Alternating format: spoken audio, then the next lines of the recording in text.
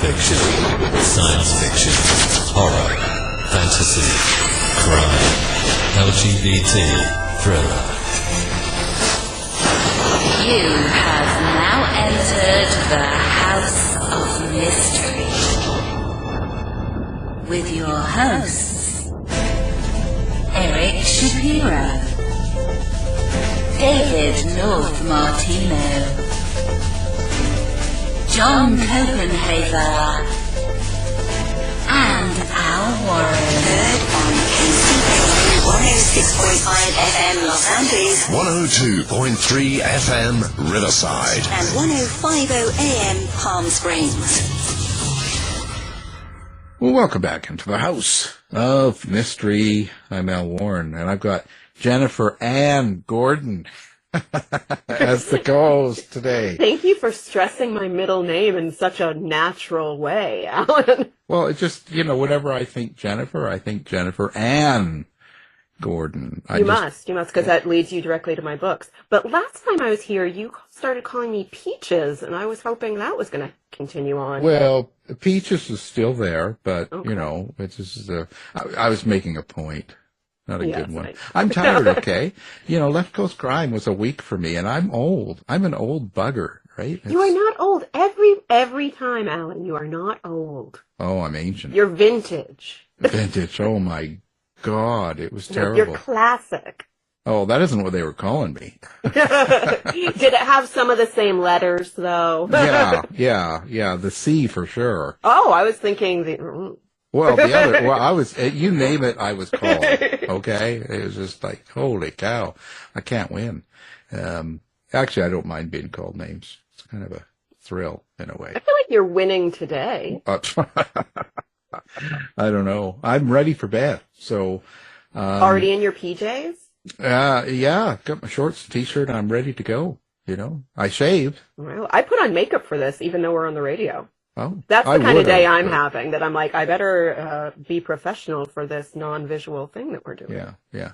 I would have put on my makeup, but I couldn't find it. You couldn't find the right eyeliner to match the shorts? No, I think my dog ran off with my makeup bag. I think he's had enough of that stuff.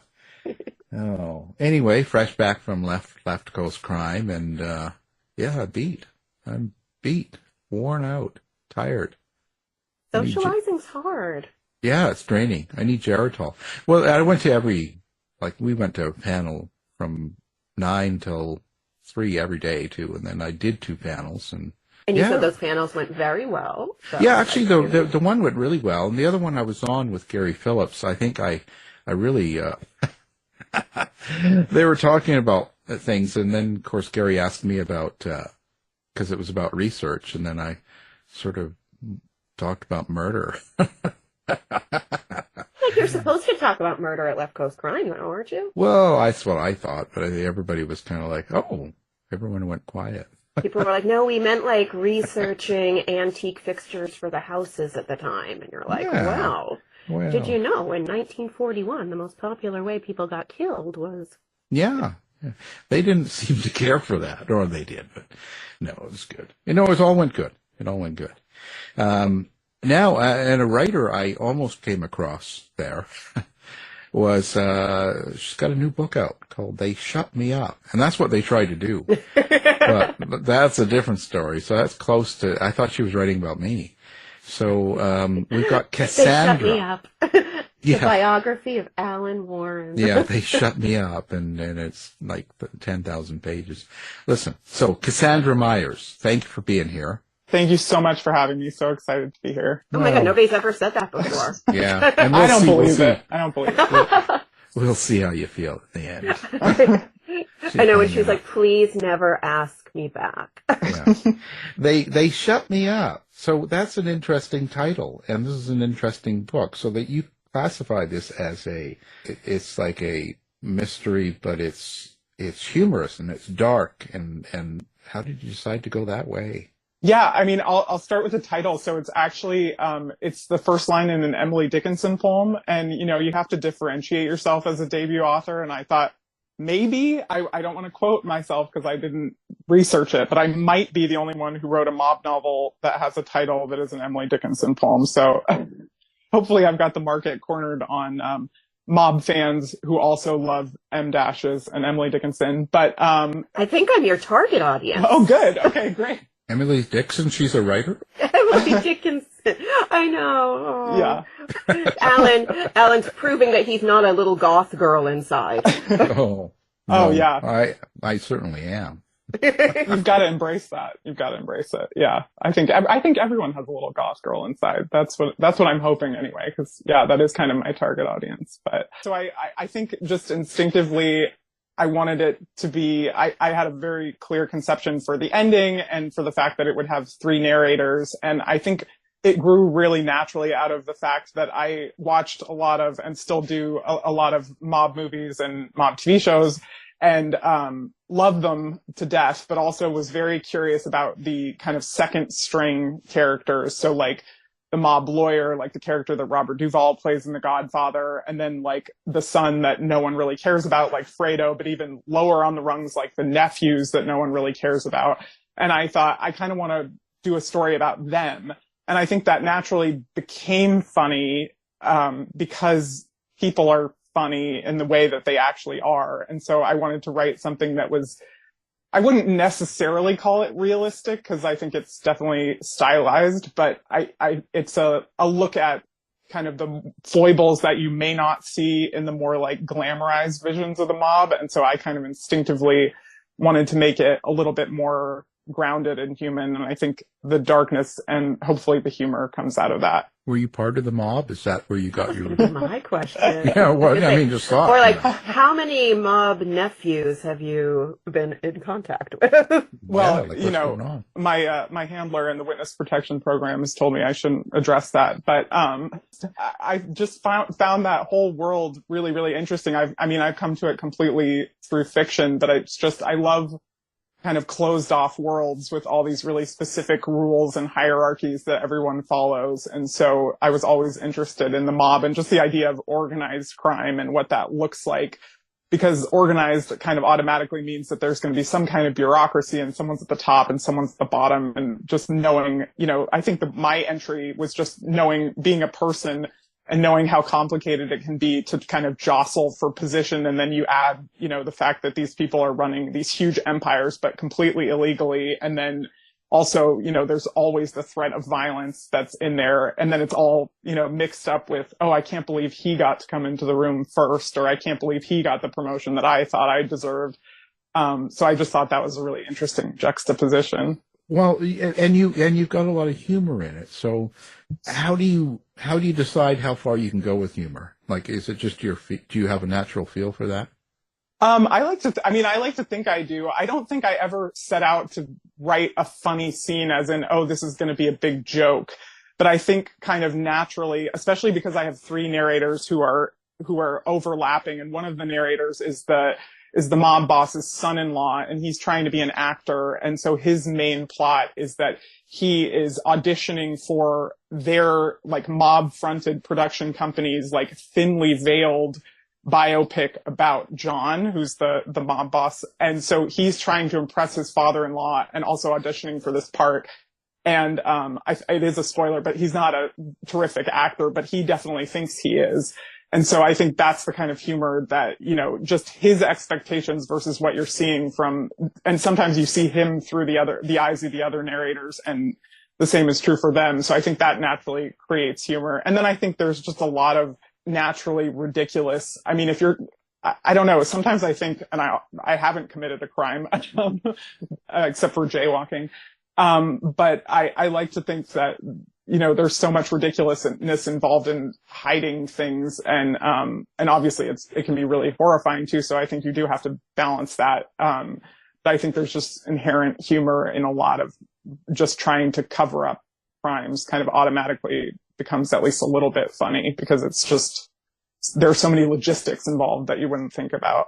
I love that. I mean, especially because as you were talking about before, it's like you're talking at the lower level kind of criminals in this, the nephews, the uncles, all of these people. So in your biography, which I mean, your bio on Amazon, your bio on your website, you talk about how you love Boardwalk Empire, but you also mentioned how much you loved Seinfeld. And So I'm assuming it's going to be, I don't want to say Seinfeld-esque kind of humor, but that like humor of just people's idiosyncrasies, correct? Yeah, definitely. And I would be extremely flattered if anyone called it Seinfeld-esque, because I'm a huge fan. But yeah, just like little moments of, again, kind of just like jockeying for position. I mean, I have a lot. So there's a character. So one of my narrators is the nephew of John, the boss. And his job is to be on the cleanup crew. So he really wants to be an assassin, but he's basically, I think one of the other characters calls him a glorified murder janitor. So he goes in and cleans up after the higher ranking assassins have come and left. And so he has this whole inflated sense of like, oh, I'm the boss's nephew, I'm next in line, and that may not necessarily be true. And I think that's kind of a very George Costanza kind of. This is what I was going to ask. I was going to say, like, do you have a Kramer? Do you have a George? Do you have an Elaine? Yeah. I mean, I think, it's funny. I think Brendan is the name of the nephew, is kind of a George, also in that he is always angry and always feeling like he is not getting what he deserves. So I feel like he's absolutely the type, like that episode where George like quits and then comes back on Monday. That's very much Brendan's vibe. And then I think actually kind of a lot of them are Kramer, just in terms of like being pure id kind of, and making the wrong decisions. I don't know that I have an Elaine. That's a good question, but definitely you can definitely be the George. Elaine. Yeah, I'll be the Elaine. That would be cool. But but definitely George and Kramer. And I think the Kramers are the ones that cause the most trouble in the mob. I think they probably need more Elaines and maybe even some Jerrys. But yeah. And I will say Brendan has a Newman. Brendan has a very there's a character who comes in who's kind of a low-level drug dealer who starts climbing the ladder, who is definitely Brendan's nemesis, so definitely would be his Newman. So during your writing process, when you got to, did you ever get blocked and just say, I have to do something to take my mind off this, and then binge watch Seinfeld and call it research? That would have been an amazing idea. I'm going to do that for every next writing that I do. I think I so regularly am rewatching Seinfeld or Curb that it probably was just on in the background consistently in my mind. But I also think there's a moment in The Irishman, which is another great mob movie, where one of the characters gets really mad that the other person is wearing shorts. And that struck me as such a Seinfeld moment. And so I think there's actually a legacy of mobsters getting mad about little tiny things that always makes me think of Seinfeld. So I think I'm not the first, but maybe I highlighted it more than some of the other ones. Well, 3 narrators. Was that difficult for you? And how did you choose which person was going to be narrating?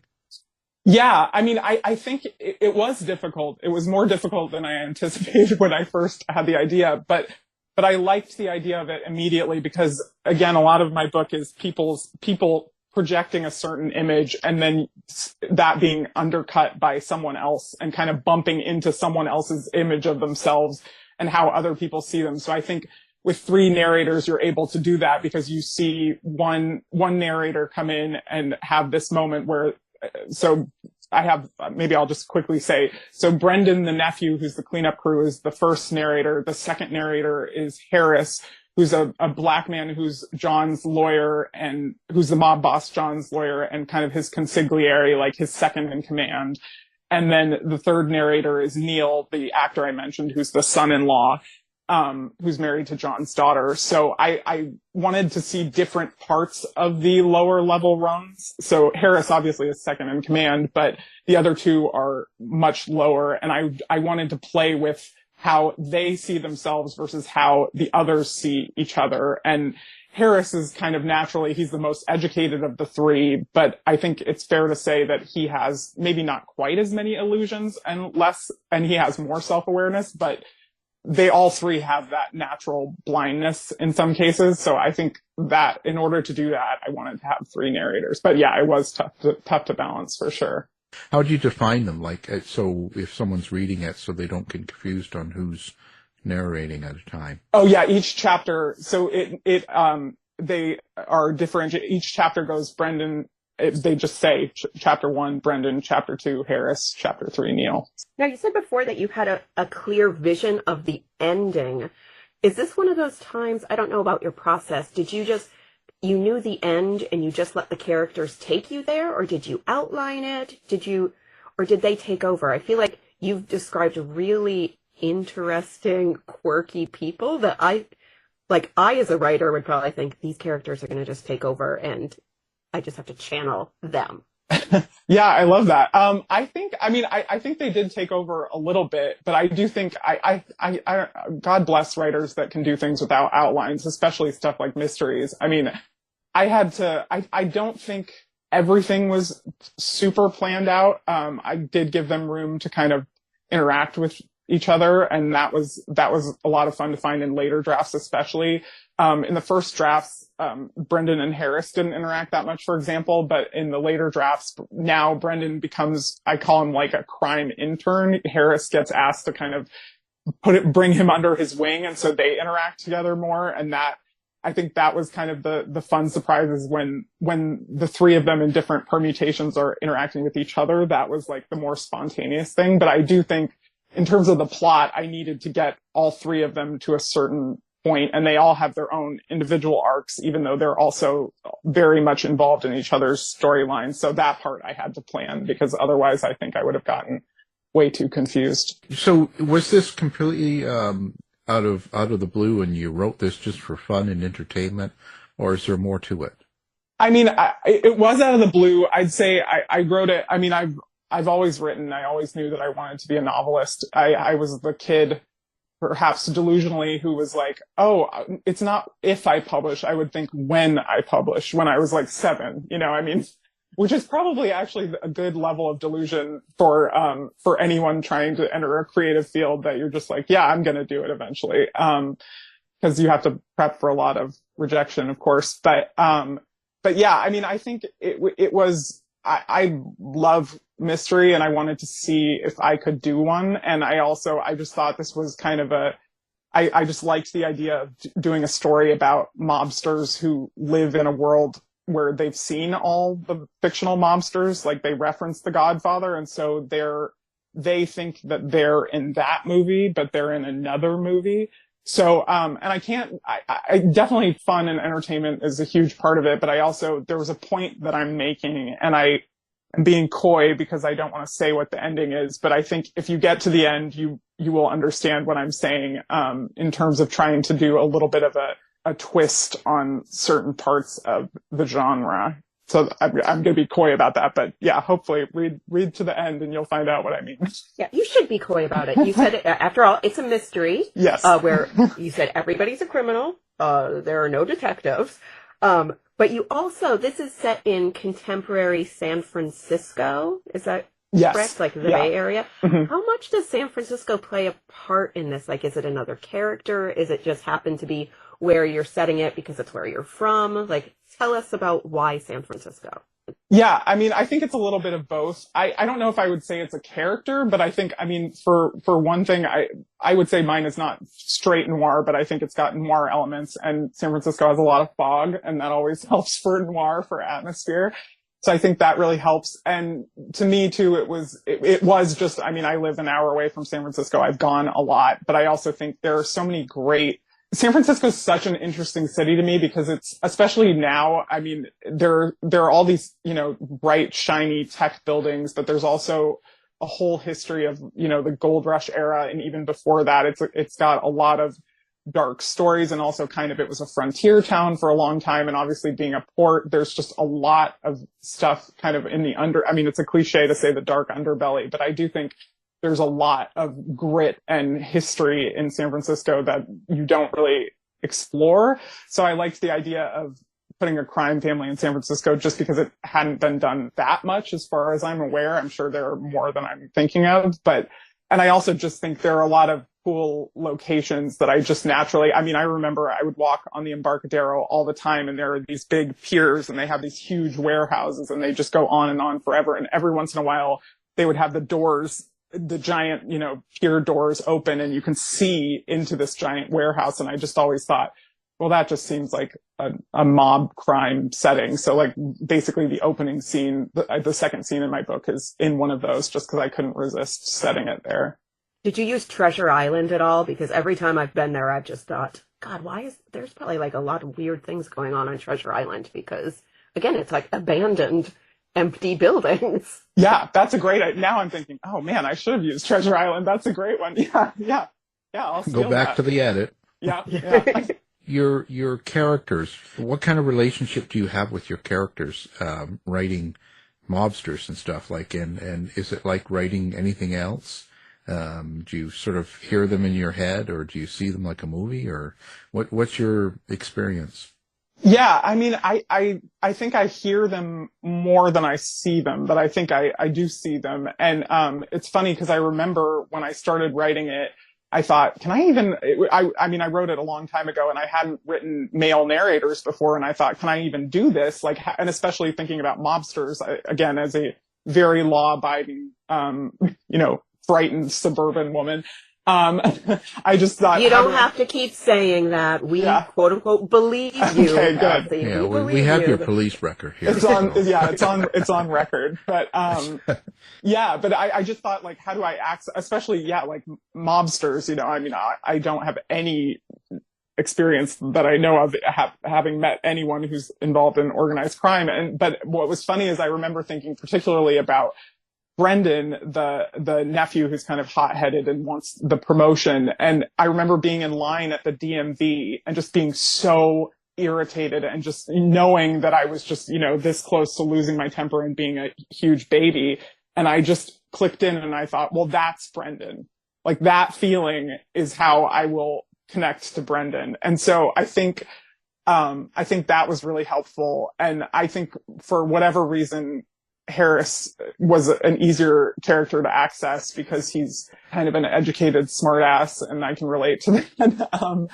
But I also think, I mean, I approach them a lot of times. I think I can, they're all pretty terrible people, but there's something I can sympathize with or relate to in all of them. I think they all have very human failings. So I think that's been my entry point, and I hope that's what readers see in them too, is that even if they're horrible, they seem like recognizably human. Horrible characters are my favorite to write and read. So like, to me, I'm like, that sounds fantastic. Did you have a favorite character to write? Yeah, I did actually. And it's funny because it's the guy that I described as being the Newman to Brendan. He his name is Casey Moore, and he's kind of the rising star that Brendan sees as a direct threat to him becoming the assassin. And Casey Moore he makes fun of Brendan relentlessly. I mean, he goes after him and basically for no reason except to toy with him just because he can. And I think, I mean, I don't know how psychological I want to get with this, but I do think sometimes it's nice to write someone saying things that I don't know if I wish I could say them to people. I hope I don't, but just, being like self-indulgently nasty to someone and making fun of something, that's really fun for me to write. And Brendan loves this true crime book that I made up. And Casey relentlessly mocks this true crime book. And it was a lot of fun to write that fake crime book, have Brendan love it, and then have Casey just absolutely tear it apart. That was really fun. Well, it's interesting. So you'd have no problem getting into male characters either? I mean, I was worried at first, and then I started writing and I felt like I had found the voice, and then I knew kind of what they were feeling, and it worked for me. Yeah, you dressed up and acted it all out and do all that sort of stuff. Unfortunately, I have discovered that I do make the faces of my characters while I'm writing, so that I actually was dressing up in a way, not physically, but I do in front of the computer. Do you do the voices? Unfortunately, I don't do the voices because that would be really Brendan is like, well, he's in hiding, but he was born in Ireland and I cannot do an Irish accent. So he even has a buried Irish accent because he's trying to pretend that he's American. So I am not even going to attempt to do that voice. I think it might be a crime against the Irish. Now I'm intrigued. I feel like my next question should be, could you please do your Irish accent now, Cassandra? What, do you do all that while you're like out at the shopping mall, walking downtown and voicing out all these characters and acting weird, and people are like, wow, she's a crazy woman. I mean, I do that. Yeah. Only in the safety of my own home. Yeah. Have you seen that Guy Ritchie's The Gentleman then, too? I bet you have. I actually haven't. That's on my list. But I love Snatch, which is one of his older ones. Yeah. Wow. I feel like I was waiting for Alan to say something. I'm like, oh my gosh. That was such a great setup, Cassandra. Oh my God. Yeah. We're on the radio, people. Yeah. Let's keep it classy. Keep it clean. I know. That was, man, I walked into that one. Sorry, everybody. I mean, you should have seen my face. I was like, yes. Her Is makeup that exclusive, fell right off. Oh, Is that God. an exclusive scoop? Yeah, Gee. that's actually about the level of humor in my book too. So if you liked that joke that I completely walked into, please read my book. Well, so are you going to make this into a series? Are you planning on going further with this? I honestly don't know. I will say I have an idea for a sequel, but it wouldn't be a mystery. So, and it really depends on the ending. So I can't really set it up at all. But yeah. So we can't even guess? Does I mean, it you rhyme can with guess. rom-com? Yeah, I don't even. Okay. I honestly don't know what I would even call it. It's a very, very early idea. The story is meant to be very much a complete story. I think there could be a jumping off point from that, but yeah, no immediate plans for a sequel. So where do you get your personal inspirations when you're writing? And it doesn't have to be other writers, but is there something that influences you? Yeah, I mean, I think definitely reading other amazing writers. I'm a huge reader. I was a comparative literature major at Berkeley, so I've read a lot, and I read even more during COVID because nothing else to do, right? So I think, and I read really, really widely, kind of all genres, everything. And so I think, I hope that's why my writing is somewhat unique, is that it's pulling from so many different sources.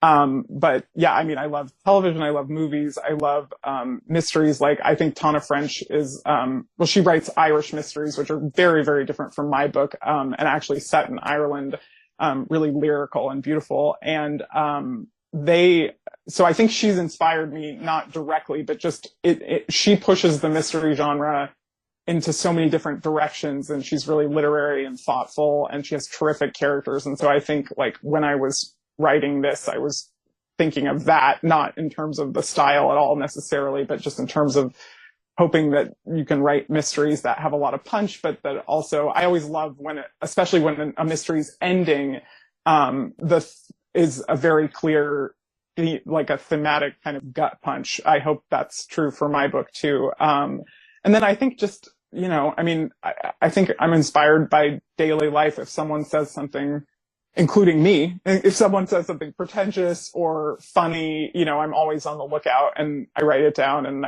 I think, oh, I can use that. And so I like to put that kind of thing in my book too, and just little things that I've observed. Like, there's a moment in the book where someone's mad because a fortune cookie has advice in it, not a fortune, and that's always bugged me. So that went in the book. So what are you going to do next? What's coming up for you now? Yeah, so I actually just finished a manuscript that I'm going to be sending out.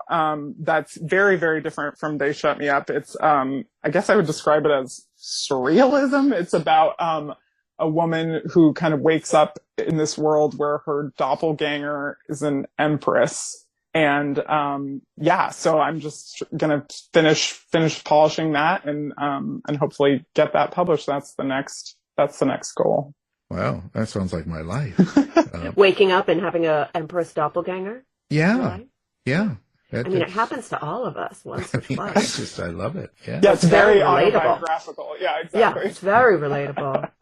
Yeah, I can get into that. So listen, I'll tell you what. Are you doing social media? Do you have a website? Do you have places you like readers to come and interact with? Yeah. So I'm actually pretty terrible at social media, but I do have a website. My website is Cassandra G. Myers. Myers is MYERS. .com, and I also have a Substack, which is called Authoress, so AUTHORESS. And that's probably the best place to find me. I'm also on Twitter, but a little bit behind, as Alan knows, because sometimes I'm a little slow to respond to things. I just followed you on Twitter, and I'm great. honestly never on Twitter. So I was just like, well, I'll probably never see an update because I'm never there. Yeah, same. So that's not a great endorsement for my Twitter. So maybe do the Substack or my website. Those are more regularly updated. But yeah. Substack, boy, I tell you, Cassandra's just swearing away. Substack, just like filthy mouth. What's going to be the next word out of her mouth? All these gangster stuff. My mom is very upset. Influence. I was just going to say, mom is very upset at how much swearing is in my book. So keep that in mind, readers. But yeah. Oh, and well, that goes on. That's a selling point. Yeah, that's what actually, I thought. Yeah, my nipples got hard. Is there a lot of violence too? Is there murder, death, and all that, or is it violent and kind of graphic and that? What can readers expect there? Yeah, I mean, I would say there's not a ton of violence. It is violent, but most of the violence, just because my characters are lower level, or like the lawyer, they're not going to commit crimes that blatantly in front of the lawyer usually. So most of it happens off screen. There are a couple graphic scenes, just FYI. I mean, they're violent people. It's a violent book, but it's less violence than you might think from a mom book, for sure. Right. Were you trying to stay conscious of how you wrote that part, like the violent part, or? Well, I think I just didn't want it to be that cliched thing of constant shootouts in the streets, which, don't get me wrong, I think there's a place for that. But when I was doing my research, and I read a lot about mobsters and organized crime, and one of the things they said is, you don't want to be killing people all the time, because that's what cops pay attention to. It's much better for everybody's business if there aren't really murders. So I tried to keep that to a minimum, because basically, if you're dropping bodies all the time as a mobster, you probably don't have a good hold on your organization, and you'll bring more and more attention to yourself, which is what they don't want. So that was part of it. And I also I want to be conscious too, I think, of not glamorize. I really didn't want to glamorize any part of this, and I didn't want to glamorize violence either. And so I wanted it to be a little bit more, grounded in that sense too. Sounds to me like you've been in the business, but not. Yeah, her lawyer told her, don't tell them about all the murders. Yeah, there's something more. If they know about the murders, they're gonna. Yeah. There's a lot more going on than we know. But yeah. Well, what makes a good book for you? To me, it's just, are you telling me something new or noteworthy about humanity on some level? I don't care what genre it is. I think all genres are capable of doing it. Anything from like Moby Dick to The Godfather. I want to see something that is recognizably human, and also maybe makes me think about the world in a new way. And I also think, in terms of like mechanics of a book, I think characters, dialogue, and theme are the most important thing to me, but character probably being number one. I really want people who feel human, even if they're alien, even if they're animals. I just want something that feels recognizably human.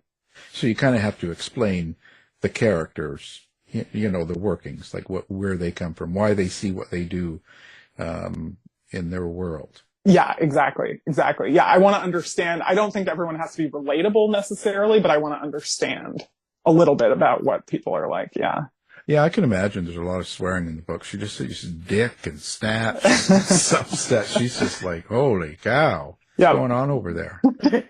Just having fun. Yeah. I think it's also like, maybe this is a classic author thing. Maybe Jennifer, you can tell me if this is true, but it's like, you're always kind of exercising what you're not like in real life. I think especially with this kind of book. Well, I love that you're writing mob stuff. I write horror, and when people meet me, they're like, "But you seem so like bubbly and fun," and I'm like, "My favorite dance is the foxtrot," and then I'm just like, "Read my book. That's all. That's just death." Right.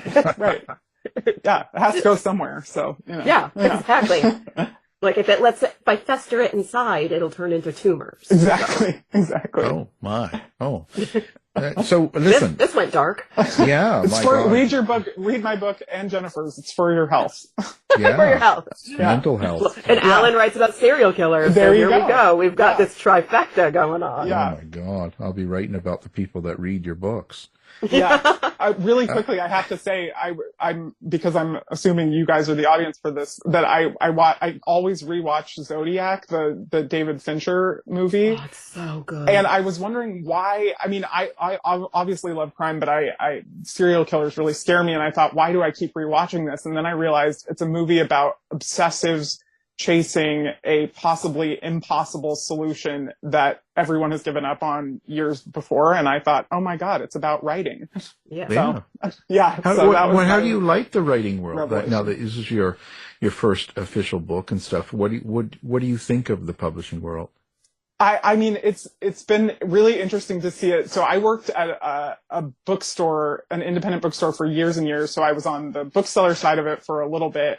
And then I actually interned for a literary agent for a while too. So I've seen it a little bit from the other side. And so I mean, my book came out on April 2nd, so I really can't say a ton about the publishing world, but it's been an amazing experience, and it is really interesting to see it on both sides. But it's been a joy, honestly. I mean, of course there are difficult parts of it, but I also love that, I mean, I do marketing and communications in my day job, and it is interesting that book marketing it is marketing, but I also have found that the community is so passionate, that it feels, and like you guys, I mean, very friendly and welcoming community. Even in the 2 weeks that my book has been out there, I've felt really supported, and people tend not to go into anything like publishing, for prestige or money, I would say. We're not here for the money. Right. If you were, that would be a terrible choice. So I've been really pleasantly surprised by the business side of it too. Everyone's been really wonderful and supportive.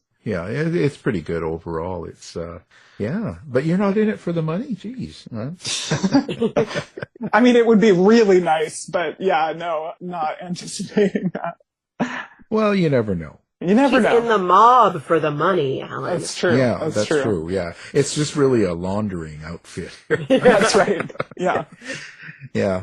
I'm publishing books, really. Yeah. They're like, hey, we need something that's going to guarantee to lose money. Yes. Oh, I know, I'll become an author. That's true. That'll be a great cover. That would be a good cover. This is a good idea for a book. Yeah. All right. Yeah. Sandra, write that. I got it all figured out. Yeah. Well, it's been a pleasure. So we've got, we're going to have your book up, website, and not your Twitter, but we'll have the other up. And so people can find you, and good luck with everything. And we're glad you came on the show. And the book, They Shut Me Up. It's out now. And Cassandra needs some money. So get out there, right? Yes. Thank you. Thank you so much for having me. It's been so much fun. Thank you, Cassandra.